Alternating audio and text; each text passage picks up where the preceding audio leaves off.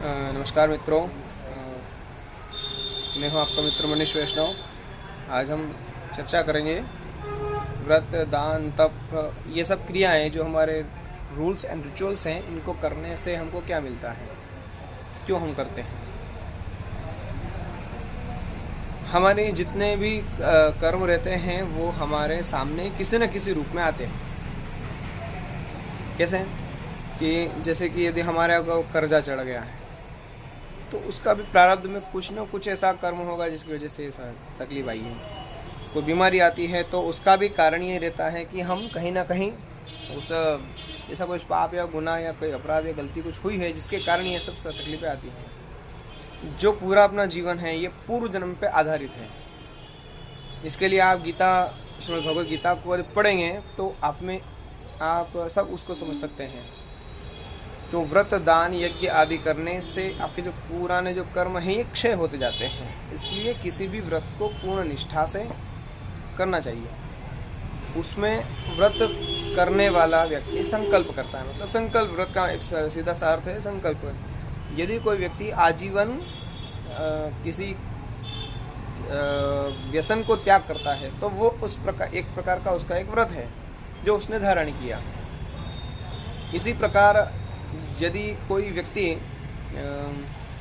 किसी चीज़ को करने के लिए कि मैं आज से संध्या वंदन करूँगा या हरे कृष्ण महामंत्र का जप करूँगा या इस मंत्र का जप करूँगा या परमात्मा श्री कृष्ण के सामने इस प्रकार से मैं नतमस्तक होकर ये चीज़ मैं कर्म करूँगा, ये मैं आजीवन इसका व्रत लेता हूँ, तो वो भी एक प्रकार का व्रत है, संकल्प है।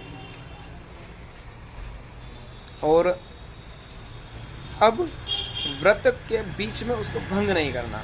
व्रत सात्विक चीज़ों का, उत्तम चीज़ों का, अच्छी चीज़ों का जो व्रत मन में संकल्प, उसको ही व्रत बोलते हैं। यदि हम कुछ सिगरेट पीने का, व्यसन करने का या किसी प्रकार का व्रत संकल्प करते हैं, मन में ठान लेते हैं मैं ये चीज़ करता हूँ या चालू कर दिया आपने, तो वो व्रत में नहीं आएगी। परंतु जो चीज़ सकारात्मक को परमात्मा तक पहुँचाने वाली है और जो अच्छी चीज़ें हैं वे सब व्रत में गिने जाते हैं। व्रत करने से सबसे ज़्यादा पाप नाश होते हैं। दूसरा, हमारे इष्ट की कृपा और उसकी प्रसन्नता प्राप्त होती है। क्यों?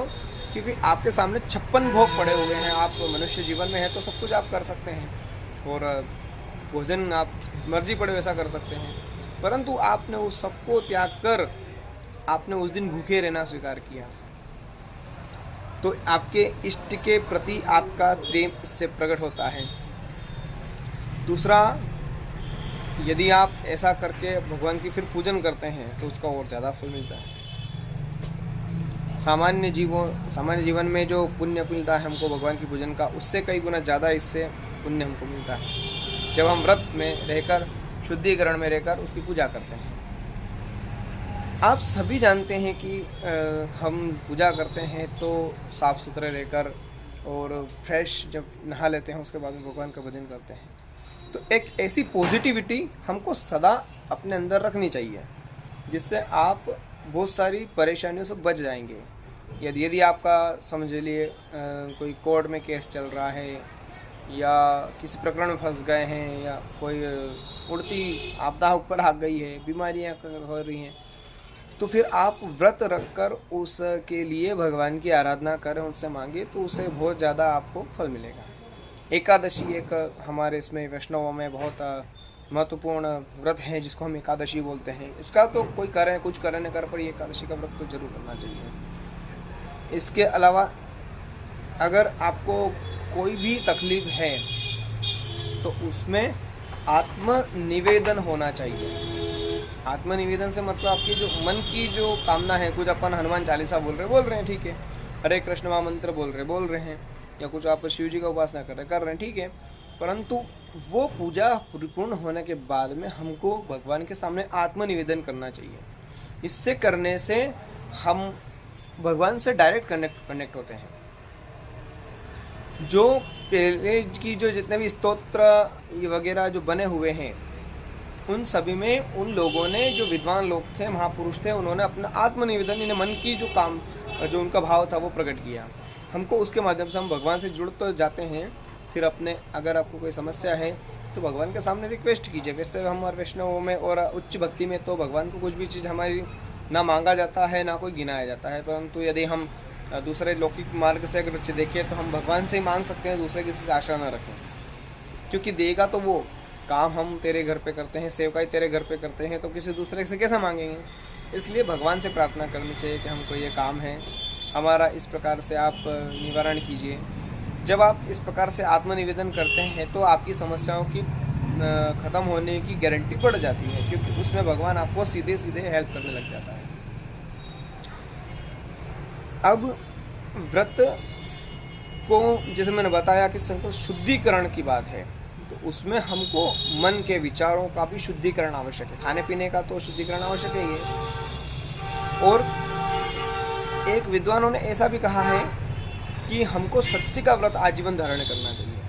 हम कोई गुनाह न करें, जो शास्त्र में लिखी हुई बातें हैं वो भगवान का आदेश है, उसको हम पालन करते हुए भगवान का आदेश मानोगे तो भगवान के पूजन करने से भगवान के आदेशों को पालन करने का ज़्यादा पुण्य मिलता है। और तो और हम भगवान से संबंध होने के कारण जो पुण्य पूजा वगैरह करते हैं उसका पुण्य तो मिलता ही है, परंतु भगवान की प्रसन्नता भी उसके साथ में आती है। क्योंकि जैसे कि किसी माता पिता के 2 बच्चे हैं, एक माता पिता को रिस्पेक्ट बहुत देता है, परंतु वो माता पिता की आज्ञा का पालन नहीं करता, उसकी सेवा करता है परंतु माता पिता की आज्ञा का पालन नहीं करता, बात नहीं मानता। दूसरा ऐसा है कि रिस्पेक्ट भी करता है या नॉर्मल करता है, परंतु माता पिता की कई बात को एज इट इज़ फॉलो करता है, जो मम्मी पापा ने बोल दिया उसको बिल्कुल नहीं करेगा, फॉलो करेगा।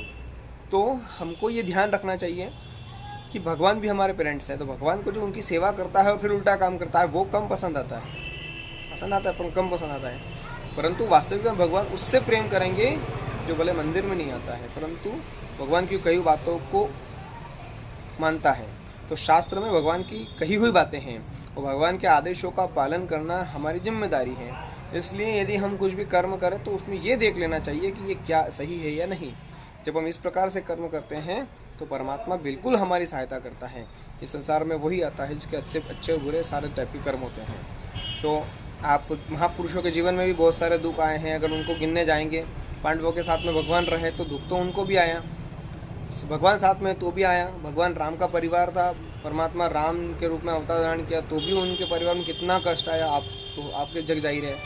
तो तकलीफ तो आएगी, परंतु उस तकलीफ के आने के बाद भी हम भगवान का साथ न छोड़ें, हमारे धर्म से न डिगे, ये बात ध्यान रखना। क्योंकि महापुरुष ने बोला है कि सत्य बराबर तप नहीं और झूठ बराबर पाप, जाके हृदय साँझ है ताके हृदय प्रभु आप। तो जहाँ सत्य है वहीं पर भगवान परमात्मा निवास करते हैं। इसलिए जो भी हम कर्म करें वो पूर्ण ईमानदारी से और भगवान को ध्यान में रखकर करें। इसके साथ में आपका मित्र मनीष वैष्णव इस वीडियो में आपसे विदा लेते हैं। जय श्री राम।